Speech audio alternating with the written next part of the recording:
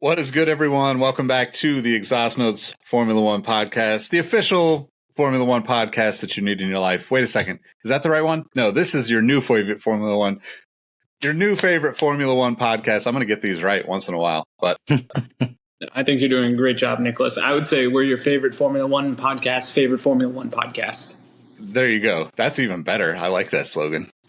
But anyway, how you guys doing? We got probably the biggest news, well, easily the biggest news of this offseason, but I would say one of the bigger moves, one of the bigger changes we've seen in a few years, at least, right? It's my boat.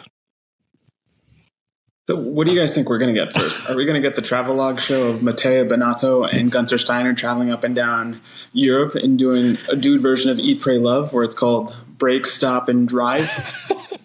Oh my God. Just team principals in cars getting coffee. Yeah. Would be so good. Honestly, if you give me Binotto and Gunther in that same show as was on the Drive to Survive episode, I'm paying for that before I'm paying for a Formula One subscription. Plain and simple. Yeah.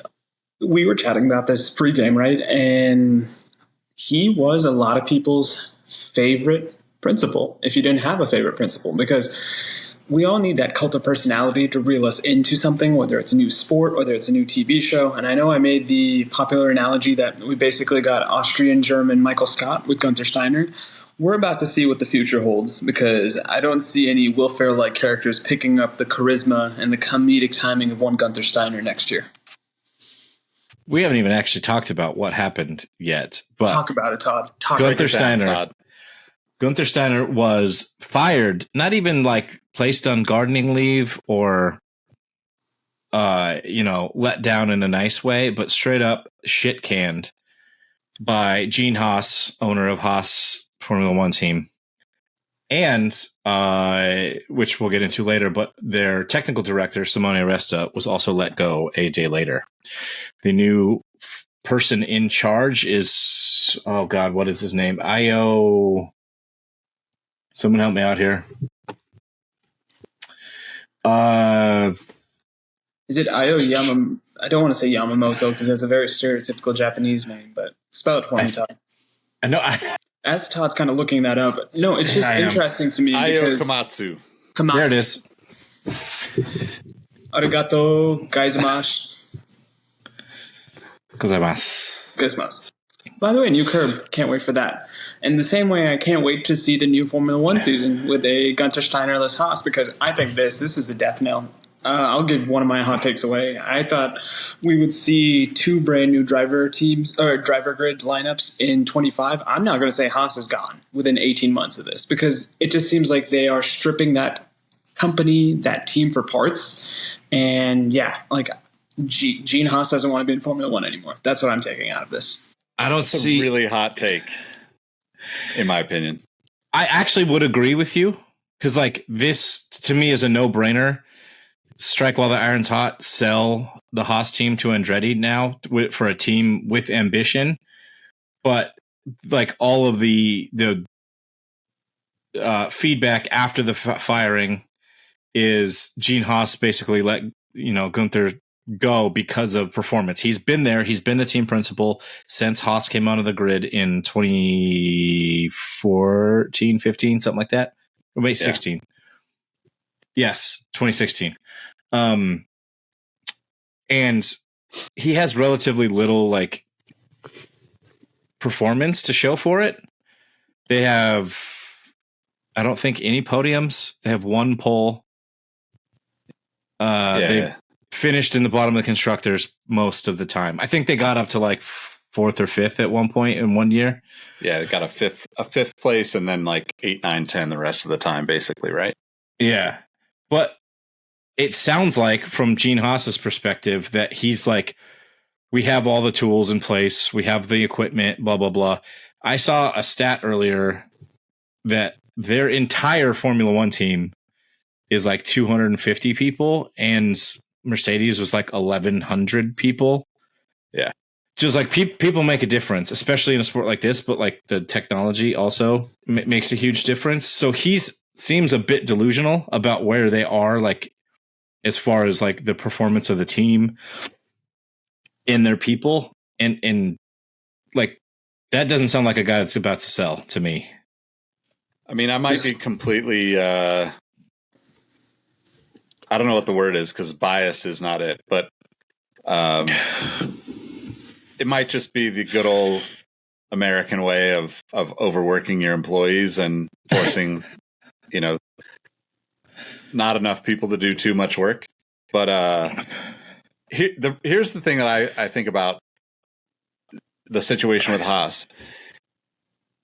There's no way that Gene Haas's company is not better off and making more money than when he entered Formula One. And like, I don't know if I didn't see a whole lot of conversation about this, but Gunther is like well respected in the business. He's the reason that Haas even entered Formula One.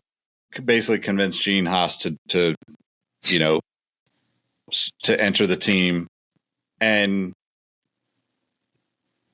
not only is he like the reason that anybody cares about the Haas team, that's not a diehard Formula One fan. Because like any new fans from America came through Drive to Survive for the most part, right? Let's say 80%, if not higher. And he's the main reason because he's connected to the American team. And to think about them saying that it's performance-based but not investing in the team, it just seems like there's only two options for Gene Haas with this, right? Or three, I guess. One is you're making enough money on the other side of your business, your, whatever your automation systems are and your tools and all that stuff, that this is just a giant marketing expense for you. And at, whatever millions, billions you spend, like you're probably doubling that because you've never had this exposure before, ever. The second option would be like them, to Rohit's point, they're cleaning house. They're going to eventually sell, like you said, Todd, while iron is hot, like now is the time to sell. If you're going to sell, you have Andretti. They've also denied that. And like the conversations between them and Andretti have not really gone anywhere, according to most reports. And then the third, I guess, option would be like, you're going to just kind of like exit completely, or I guess like some sort of partnership, right? Like, doesn't seem like he's the type of guy to bring in partner money, which is why Gunther is the guy that brought in all of those ad dollars, right? They're sponsored by Chipotle because of Gunther, not because of Gene Haas and his relationships with like, automation systems. Like, it just doesn't make any sense. I personally think like if an Andretti thing doesn't happen, that's when I think the team disappears. Like, I think they sell to whomever.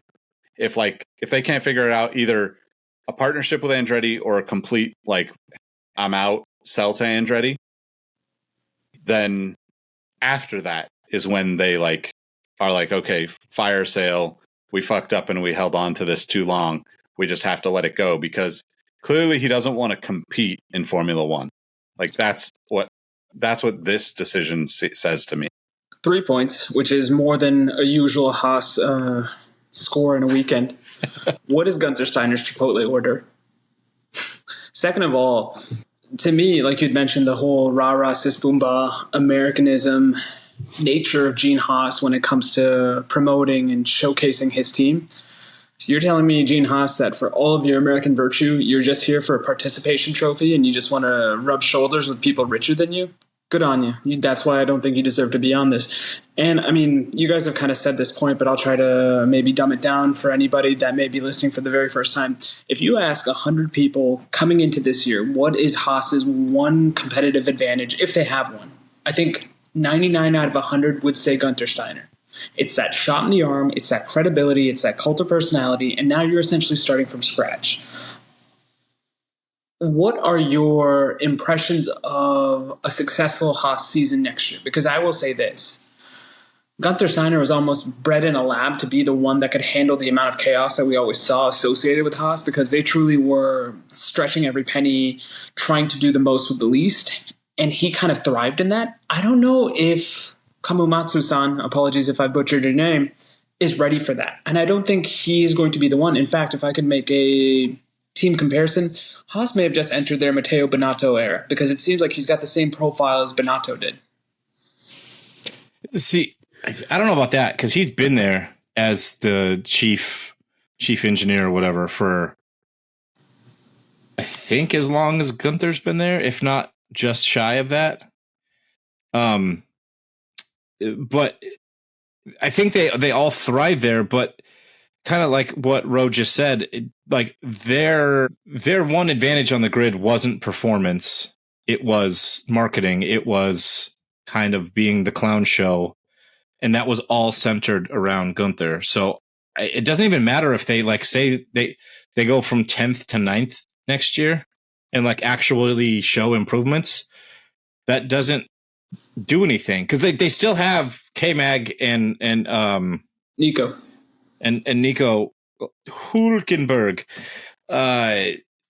which they're not exactly the most marketable drivers either.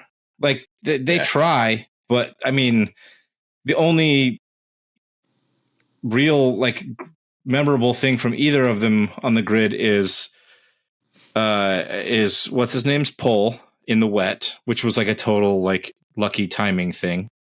And the other thing is like the interaction between them two when Hülkenberg told Magnussen to suck his balls. Like that's the only. I gotta pause there though. We gotta go back because for people that haven't been watching Formula One, like you, I 100% agree. Part of what is appealing about Haas is Steiner and the clown show that Drive to Survive portrays. But a lot of people probably don't know he is like one of the reasons why Red Bull even got out of the depths of like starting out, right? Like the first 3-4 years he was like technical director or something like that with Christian Horner, right? So like there's and previous to that, Jaguar maybe it wasn't Aston back then, Jaguar, right? Jaguar, that like Red Bull bought Jaguar. Yeah, he has like a very like solid history of competitive racing, and I think that is like the shittiest part about the way that Drive to Survive spun the, fuck smash doors and stuff like that, because I don't think people in the business of Formula One or in racing in general don't realize that, but I think it's important to like make that statement for people that are just kind of casual listeners to our show and casual fans of the sport, because it does seem like more of a clown show the way he played it up and did all those funny things and was the entertainer there. But like he is very much like a diehard competitive racer, and it doesn't show in the way that he's been portrayed. But I feel like we need to that is good clarification. He is a legitimate and serious team principal or technical person for a Formula One team. But like the only reason they have fans is that whole like clown show spin that they put on him. And that's just his character. Like he is that guy. He's not like yucking it up for the camera. He is that guy. So, but like with two kind of blasé drivers, a car that I guess showed only like 1 lap pace at times last year. Like it was really fast at times, but just completely ate its tires. So it couldn't keep up over a race distance. And then having pretty boring. I'm trying to think of a comparison in current team principles to Io-san that we can give. Who's another? Oh, Andreas Stella from McLaren. He's pretty boring. I mean, even Otmar to some degree. So if Otmar was like awkwardly. He was like Robert California. No, not Robert California. What's the other guy in The Office? Since we're making Office references, which one? What was his name? The black dude that was running The Office for a while. Oh, Idris Elba's character? What was his name, though? Idris Elba's character. Charles something. Let's go with Charles. Yeah, it was Charles something. Anyway, he was like straight, serious, to the point, get the job done, whatever, but not like fun and engaging. He's not going to create new fans. And it's not like they're going to go from 10th to 1st next year, which would gain them new fans, even 10th to 5th. I'm thinking like build over long term. It doesn't make any sense to me to keep going in this if you're not going to, one, invest heavily, or two, like Nick said, either partner or sell to Andretti. So what do you want as a team, right? If you're not successful, like we've said, and we could very much say that Haas is a bottom half team, I'm not ruffling any feathers when I say that, right? You have to have something. And his something was literally the charisma that he had. Forget the engines, forget the gas. He was the single person that was propelling that team forward. And now you've taken that away. They are going to be an even boring version of Alfa Romeo, which is saying something. They're going to be Alfa Romeo without the cheeks, so to speak, even though they're going to drive like cheeks. And that's what's going to be absurd. Because, like we made the joke earlier about 3 points, maybe this is my other hot take. They're going to score 5 points total next year. I have no faith in them at all. I would actually go hotter takes, and I'd be surprised if they score a point next year. Really? Yeah. What are you pondering? What are you pondering, Engvall? So I don't think that they're going to fall off. I don't think they're like the bottom team, even without. They finished 10th last year. Oh, they did finish 10th. I thought they were 9th. Pretty sure they finished 10th last year. I think Zhou Guanyu had a couple of like 1 point drives, which that makes sense. Yeah, I mean, let's see, constructor standings. I guess like this to me just comes down to like one man's word versus another, right? The idea that Gene Haas thinks they've spent enough money to be competitive, and the idea that Gunther basically was like, we haven't had enough money, give us more money so we can be competitive. In the racing world, I don't think there's any chance in hell anyone believes Gene Haas over Gunther Steiner. Outside of that, the public, who knows, right? Things are spun all sorts of different ways, but he's writing the checks, so it all falls right, to him, right? But we've seen that repeatedly in Formula One, where it's like you're writing the checks, but you can't possibly understand like what it means to like win in this. Oh, like you can't build a fast race car. You might write the checks, but you can't build a fast race car. So don't tell me what I'm doing. Exactly. And you have to know that like you've got somebody that's incredibly talented there, and you never really gave him the runway that was needed to be competitive. And on top of that, I think the kicker to this that drives me crazy is there's no way that team is not worth and making a shit ton more money than they were in 2016 when nobody cared about Formula One in the United States. Yeah. Like, where does that money go? Invest in the team, let Gunther win. Honestly, like, I hope you're out of the sport within the next few years and Gunther picks up a job with Andretti or Andretti team principal. In Rowett's case. Ferrari. One thing I wanted to mention, I remember reading this earlier. K-Mag was quoted very recently, like when they were asking him what do you think, the problems with Haas is, and he's like, what isn't a problem essentially, but like basically in retorts to Gene Haas saying like, we have the people, we have the equipment, blah blah blah. K-Mag literally said like, oh, we have the equipment. Our equipment's from 2016, and we're the only team to not average under 3 seconds for a pit stop this year. What do you think that is? So, like, Gene Haas is delusional in the fact that he thinks his team, his deck is stacked correctly to play a solid hand in the battle that is Formula One. One other thing as well, we talk about the fact that Gene Haas's superpower as it pertains to the Formula One world is writing checks. I still make the argument the biggest check that he didn't write may have kind of prevented us from going DEFCON 5. If he had signed Daniel Ricciardo, this is not as big of a deal. And yes, Daniel Ricciardo is very expensive, but he provides that same cult of personality, that same credibility that at least keeps people invested. And now you've got these two bland guys. Not only that, it's just this notion of, if I'm a Formula One driver that's a free agent, why would I want to go to Haas?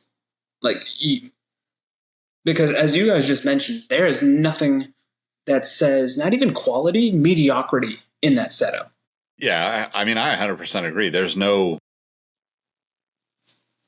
even hope of anything other than like unless you're a driver that has no shot at landing on a team, and all of a sudden, and like you're like 15 years old and you can get a deal with Haas in the next couple of years, like you shouldn't sign with Haas as a driver. You turn into they don't even do driver academy. No, they don't. That's what I'm saying. Like if there's some way you can sneak in as a really young kid in the next couple of years, that's the only way, because then at least you get time in a Formula One car. And if you're in a Formula One car, you can walk up and down the grid and meet people, right? Like go network, like go find your next ride, in my opinion. But otherwise, like it doesn't make any sense for anybody to like really take them seriously, especially from a driver's perspective. And I think that's, the other layer to that is like Hulkenberg saying that is, he's putting his neck out on the line by even saying that, the way that a lot of, I don't know, call all billionaires bad, but like billionaire business owners that like don't really understand the business, but hire a bunch of people to do it. And then they have a bunch of layers that insulate them from the people that tell them the truth. So they never get to know the truth and never trust anybody outside of their circle of yes men. And I think that's exactly what happens, right? Like you can't possibly have looked back on the last, 7-8 years of Formula One and not seen your checkbook, your checking account way the hell up, and not thought we should spend more money to help this team win, right? Like you're not playing the game as a business if you're not, but I also like, I'm kind of feeling like this is just like an Oakland A's example where, it's just intentionally driving the team into the ground. But they can't move, right? Like, doesn't he also have like a Haas? Doesn't he have a Tony Stewart team in IndyCar or something? He's got a NASCAR team, and I think he might have some other sponsorship for like endurance, like not WEC, but like some other endurance series. He might have cars in. Is this just the way that he sells his tools, though? Like, our tools are the best because I bought all these teams and they all use them. I mean, he does something with like machining and automation. I don't actually know CNC what Haas automation. Stuff. Yeah. Is it CNC? Yeah. Yeah. Well, I guess they could like machine brake rotors or something. I don't know. Yeah. But I mean, the thing with all of this is he represents something that I find very infuriating, which is I'm a billionaire businessman. I'm going to buy into whatever my favorite sport is. And I just think because I was so successful in this other facet of my business, everything is going to transfer over. And very rarely does that happen, whether you decide to be hands-on, whether you decide to be a owner that says, you know what, I'm just going to hire the best people and stay out of the way, because more often than not, people don't stay away. Because inevitably at the first sign of failure or decay, they naturally want to go in, get their hands dirty, because that's what they've known their whole life. And if he's working in automation, maybe he should have gotten a machine to figure out how to run a Formula One team, because he can't. Well, but like in that same vein, like that's essentially Lawrence Stroll, right? But he is going to say, did we just become best friends with Lawrence Stroll? he is hands-on. He did the right things. He is hands-on in the sense that he's investing, at least. I don't think he does anything as far as the function of the Formula One team, but like he's got the whole right checks in a Dr. Evil fashion down to a T. He's practically a saint, though, compared to. But he's also sold his shares in the team, basically showing that, hey, he was, either just trying to make money, or he recognizes that he wasn't going to be the top person to like actually get the team to that next level. No, but he did one thing, right? And we make fun of this guy a lot on this podcast, but he brought Fernando Alonso back in terms of a credibility, right? What was the Haas equivalent of moving the needle that much? And I'll give you their entire existence to kind of ponder what that scenario is, because I can't think of anything off the top of my head. When they signed Grosjean, that was a big deal. Yeah, it was okay. Big. Yeah, yeah, because like Grosjean was coming off good seasons prior to that. And like earlier in his career, he was considered like a fast driver. It never But at like the level of a materialized. 2-time world champion, though, like that's the thing. Definitely not that high. No, but like you can't. I feel like that's a bit apples to oranges comparison because like there's only a select few. How many world champions are on the grid right now? 2, 3, 3. Oh, I forgot. Lewis, Max, Nando. Nobody else on the grid has won a world championship. Oh, come back, Seb. Oh, God, please. Come back to Haas. No. I wouldn't want that that's for my Seb. point. Just joking like that, and you guys are like, no, we want no part of it. Leave our untouched German boy alone. No, but that's just because he can come back to Andretti with Gunther at the helm. Oh yeah, we need to build out like a fantasy team of like past Formula One employees. Not only that, I think we should end the episode with, okay, what is our fantasy fic? Let's channel our inner Anita Driver and come up with what the Gunther Steiner story looks like 18 months from now, as we're discussing this. All right, so before we get into that, my big question is, how much does this affect U.S. fans that came up watching Gunther on Drive to Survive? Because that's a huge market, right? We need to talk about it a little bit. But before we get to that, though, I have one other thing on Haas specifically. Okay. The announcement post for terminating Gunther and announcing that I still don't know his name. The first Japanese team principal, so shout out to him. Io Komatsu. Io Komatsu. The post was just like a frumpy picture of Gene Haas. It wasn't the new team principal. It wasn't a picture of Gunther. Like that person, whoever running the Haas social media account, was bitter. They found like the worst picture they could. It was like confused Biden face in like a big ass jacket, like looking around the garage. Like he had no idea what was going on. I just thought of something. You know what? All due respect to Kamamatsu-san, get Rich Energy CEO in there. That's the one principle. Oh, William Story. That's the only person you could replace Gunther with and have the same hijinks, shenanigans, cult of personality effect. Yeah, shenanigans. Could you imagine? Oh my god, I'd just love to be on the calls because I'd love to hear the calls between him and Gene Haas. I mean, it's hilarious to see Gunther talk to Gene Haas and like wind his way through obviously this like grumpy old man kind of vibe that you kind of see with him. But William's story is another story. Anyway, back to what you're saying. What does that do for the American fandom of, was it Haas or Formula One in general? I think Formula One in general. I think the Haas team might as well just hang it up. Yeah. Just sell to Andretti. I want more teams on the grid. I would love to have 22 cars or even 24 cars on the grid. It would make for more exciting racing. It makes the bottom 10 cars like more interesting. Like we're already nerds about this sport, and we all already like pay attention to the midfield and the lower midfield and the back markers, just because Max is like fucked off out front by 30 seconds. So like we have to pay attention to second through 18th place. But just sell to Andretti and make all of us happy. And like it resolves two things, right? Haas goes away and Andretti is now the American team, the actual American team on the grid.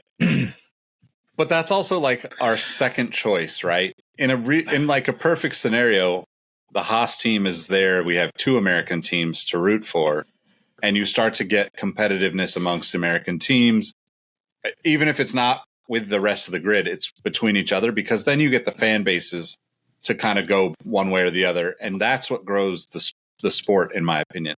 100%. Like that's like the perfect scenario, and I think that's the most frustrating thing about this situation is like, I agree. At this point, Haas has got to go. Just sell to Andretti. Like even if they don't sell to Andretti, even if they try to compete with this same team, let's say Io does like amazing and like, you know, they move up to 7th or 8th. That's a huge win for them, but it's still not going to be enough for like the average fan to be excited about a team. You know what I mean? Like, Yes, but if they do manage to do the unthinkable, and let's say they hit 7th, I think that's a sense of false confidence, because then I think I was going to say Gene Stallings. I guess the Alabama football hire is still in my mind. But Gene Haas then thinks, oh, I was doing this the right way anyway. So we're going to continue to run things the way that we are because now I have a proof of concept. yeah, I'm definitely not advocating for any of that. I'm just saying, like, on a very weird, I optimistic. know you're not, Nick, but in my mind, that's where my natural mind is like, okay, if that happens, what does he think about himself? Because then he clearly thinks he's the cat's pajamas. Yeah.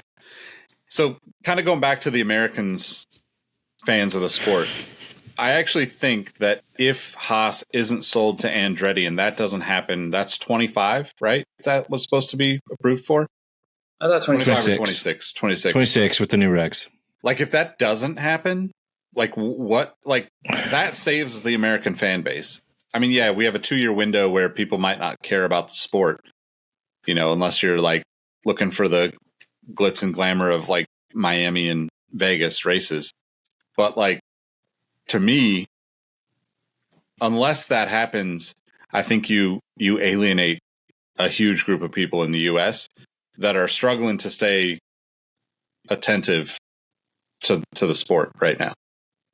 Well, I have a good segue for that because Take it as we away. talked about earlier. So Luke Smith, reporter with the race, published an article in the Athletic today that actually talked about the F1 interest and boom and maybe beginning of a bust. So let's talk about that. I want to go through the stats real quick because I love running numbers, and then Rohit will make up numbers later. They're like That's what I do. 10x, whatever I said. That's what I do. So the average viewership per race, and I'm going to start back in 2018. Is that when Drive to Survive actually started? Was it 2018 for the 2017 season? I thought it was 2019 for the 2018 season. I think that's right. 2019. Maybe you're right there. So 2018 average viewership per race. This is TV viewers. Hello, Cat. Was 554,000. 2019, small bump, 672,000. Small dip in 2020, 608,000. That was the last year of like ultra domination. Year. Oh, that was a pandemic year. That's the pandemic year. So there was the same race every week, basically. Yeah. In 2021, 949,000. So that's the first year of like the real Netflix effect.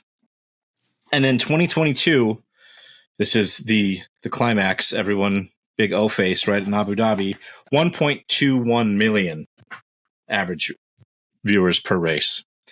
And then 2023, the last season we just watched, small dip of 1.1 million. But they also had falling attendance at several races. And we had, and the main point of this is the plausible explanation for all of this is domination, right? But you go back through all of those years and we have domination. We've had domination for one part or another since 2008. Yeah. Right. So 9 through 13. 2008 was Fernando with Renault. And then 2009 through 2013 was Seb with Red Bull. 2014 through 21 was Mercedes, mostly Hamilton, but one Rosberg year. And now we have Max dominating. And I guess the point there is like the domination isn't necessarily that boring, but like they made a big deal about this new regulation set saying like, we're going to have closer racing, more competitive racing. They tried to close the rule book down to like make the cars race each other better. And then Max still was out front by 10 to 30 seconds a race. So like, feels like it kind of backfired on them. What do you guys think? But so as somebody who's watched for a long time, Todd, I'm going to turn that one back on you, right? 2023, outside of 2021 with Max and Lewis, right? 2023, in my opinion, probably the most exciting racing in the 2 to 10 slots that I can remember. Wait, you said 2021 was the most exciting? 2 to 10 slots? I mean, 2021 is like lights, like is literally light years above of everything because of the Max and Lewis battle, right? Like whatever side you're on that was absolutely the best racing of almost any racing you will ever see. I'm saying 2023 from like the 2 slot down to like 10 was actually the most exciting racing I've seen in Formula One. Outside of that 2021 year, that's an anomaly. I think this last year was really good for a lot of teams, like a fun season to watch for a lot of teams. Take away Max, right? Like I know that Max is, because I can't remember the last time I was like even giving any thought to who was in 7th or 8th place. Like if I think back to like the Lewis years, the Vettel years, all that stuff. Like you probably have to go back to like even like 2000, like like the early 2000s, like the Jensen Button era, for it to be like really kind of interesting top 5 on a regular basis to me. Yeah, it's. Go ahead, Ralph. I'll say this: it's definitely the most competitive. And granted, we represent all options on the spectrum when it comes to Formula One. We've got 2 OGs that are sitting beside me. I'm relatively as bandwagon of a fan as you can possibly get. But the thing that I also kind of want to push back is the numbers that you were reading, Todd, was that traditional ratings? Because I think one thing that we're not properly measuring in terms of Formula One's gravitas and scope is how many people watch it on ESPN or alternative streams.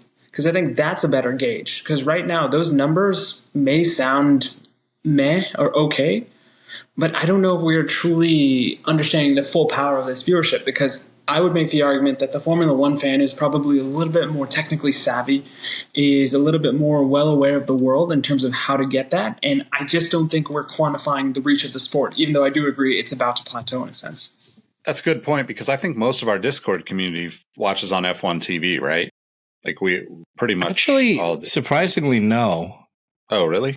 Like the other quote unquote diehards in the group, as far as I know, like Aaron watches ESPN, or he might watch both, but I think he watches ESPN. Trev watches ESPN. I want to say not TSN. Shout outs to Canada. Or it is TSN, but I think it's the same like Sky broadcast. I'm just being a jerk. Sorry. Sorry. I want to say Trav Pete also watches ESPN. Interesting. I didn't realize. But I think they do that. They might have access to both or whatever, but they choose the Sky broadcast. I watch only on F1 TV, but I typically choose the Sky broadcast. Yeah, I do too. They may have ESPN, but are they watching a traditional Nielsen type rating where it's like they're getting around a TV, or are they in? Yeah, that's what I meant. ESPN Plus. I think it's an ESPN deal. I can't confirm that, but and it's an absurd. That's a good question. That's a good question. I think a related question to that is, you said something about attendance being down, but slight dip, not as drastic.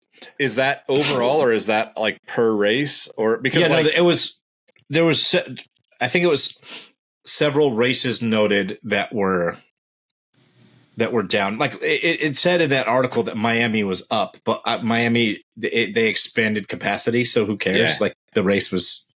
Because I'm thinking, like in America, like we now have 3 choices. Like that takes away like some of the possibility. Like if 1 million people go to Austin every year, and now all of a sudden America has 3 choices, does Austin drop to 800,000? Is that what they're thinking? Because like you would expect that, right?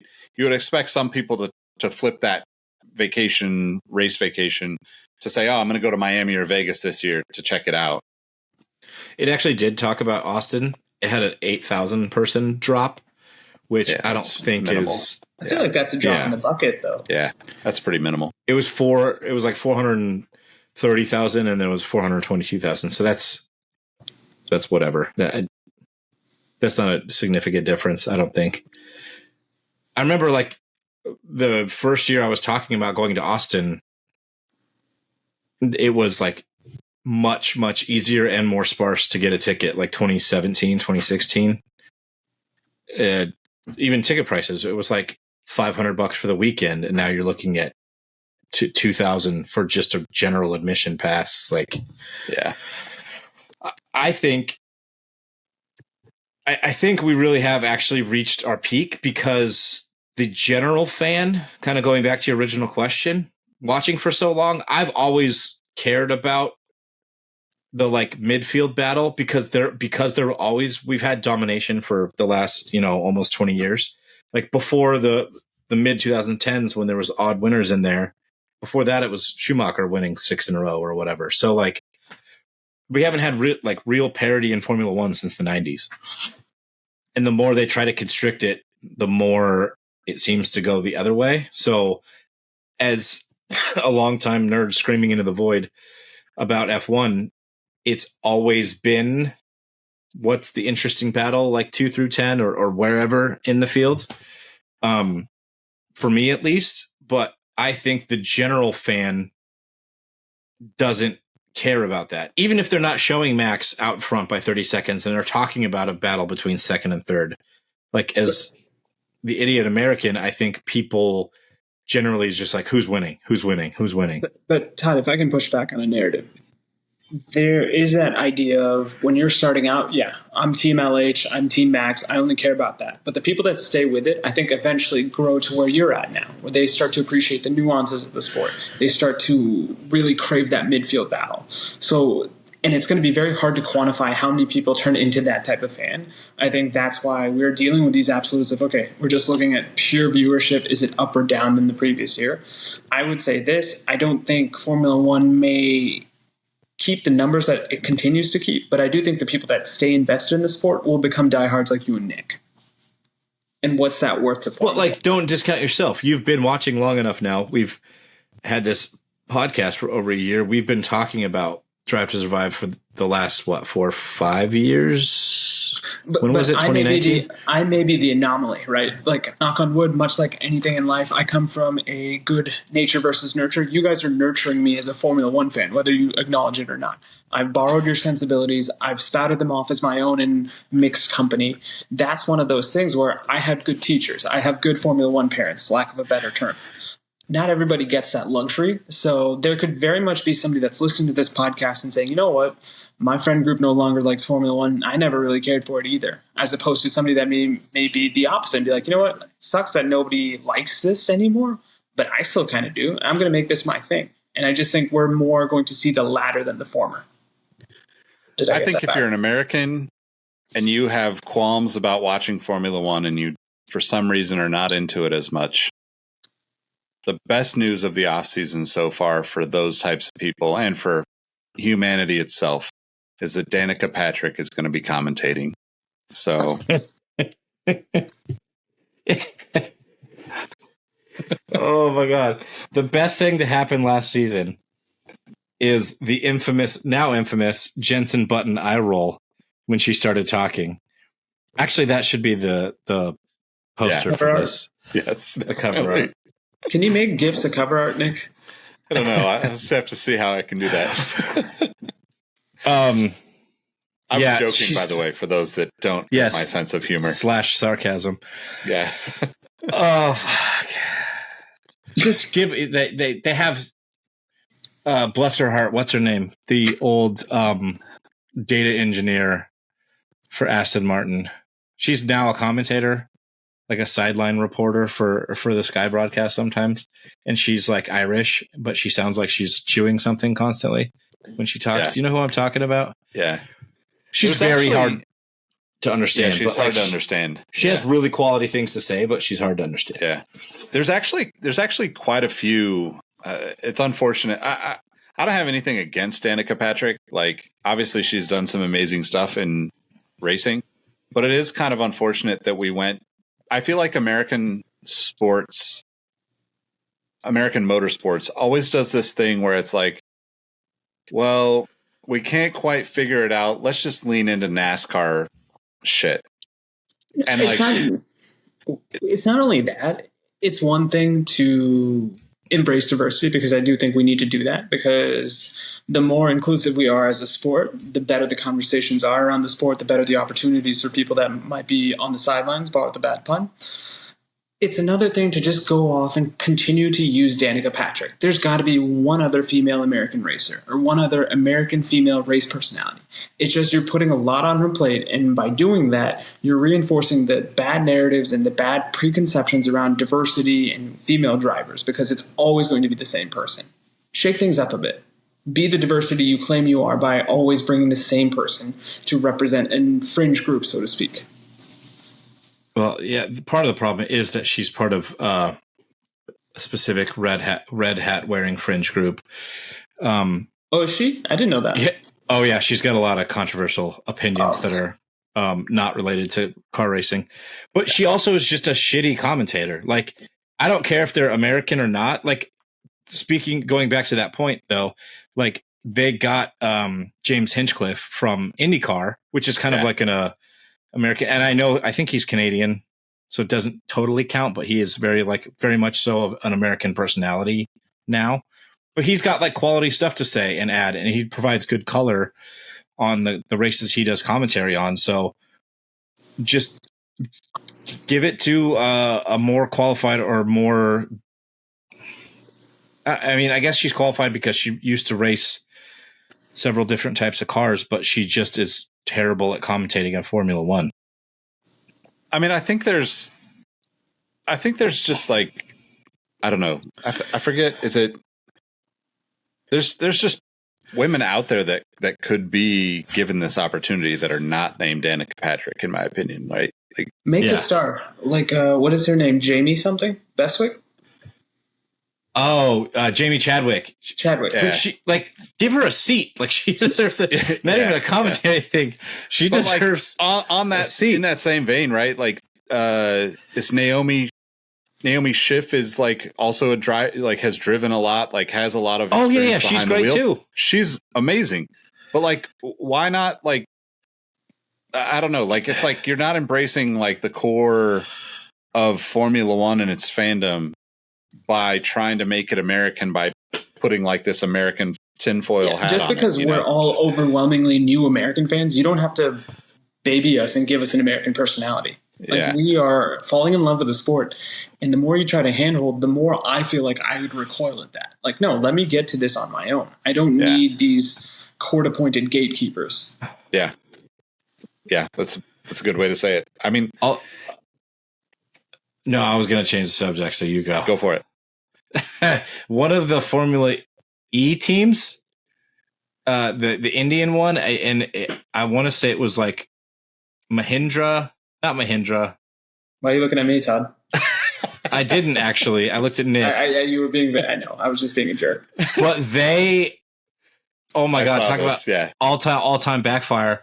They had an actual position open for a female content creator, influencer type, right, to align with their social media. And instead of giving the job to an actual female, they created an AI female to be the first AI team influencer. If that isn't the most Indian ass solution I've ever heard, and I can say that as an Indian.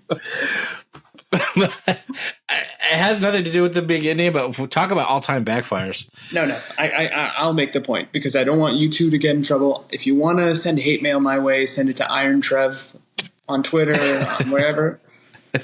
That being said, that is the most asinine thing. Why overthink it? Anyway, continue down your point. Sorry. No, that was. I just wanted, since we're on the vein of like women in motorsport and like equal representation and stuff like that. That's the funny. I actually didn't think that. I thought that type of thing would happen, but I didn't foresee it coming from a Formula racing series.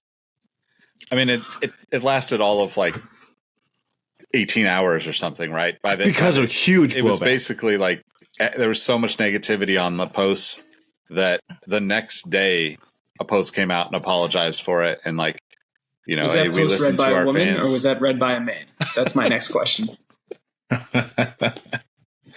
It was only text based, so depends It was on text which based AI with a you picture of use to Gene read Haas it. right next to it. Grumpy Gene Haas. Yeah. Make that the cover art Man. and the title. Yeah. So, well, 2024 over under on F1 growing, F1 American F1 fans higher or lower than this last year? I think that we're expecting at least another 10% drop in fandom. Ooh. All right. Viewership, race attendance, etc.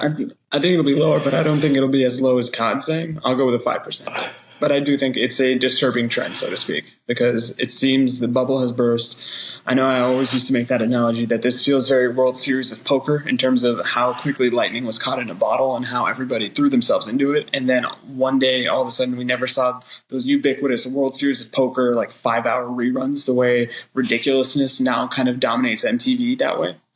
I'll take the long bet on this and just say that it's going to be equal to or better than this year. Only because I feel like we're going to see I feel like we're going to see a little bit of wear in Max's armor. I don't really have anything to back that up. Just me being hopeful that there's more competitiveness, but you think it's Max just getting bored? Yeah, like I think he might just try to drive the whole season in reverse just to give people a chance. Listeners, that's what we call a tease. Stay tuned for our hot takes episode. Yes, definitely. All right. I don't. There was one other thing that I was going to talk about, but I can't think of it now. So, all right. Might as well tell people how they can find us outside of the show. You can find me on Instagram at RoadM13, on Blue Sky at RoadM13, on Twitter at Rohazy, at insert pornographic Indian pun on OnlyFans.com. That's all one word. Camel case. Todd, where can they find you? On Instagram at dadshoe.jpg, on Twitter at dadshoe_JPEG, and most importantly, in the Discord, which will be linked in the episode. Yep. And you can find me at Nick Engvall on all the platforms, at Exhaust Notes FM on Threads. We've got a little bit of a community going over there. There's about 70 people following us, so I'm excited about it. But yeah, make sure you hit the links in the description to join us and let us know if American fans are going to stick around this year or not. Thanks for listening, tuning in, watching, wherever you're. We'll catch you on the next one. Peace. I miss you. It just happened.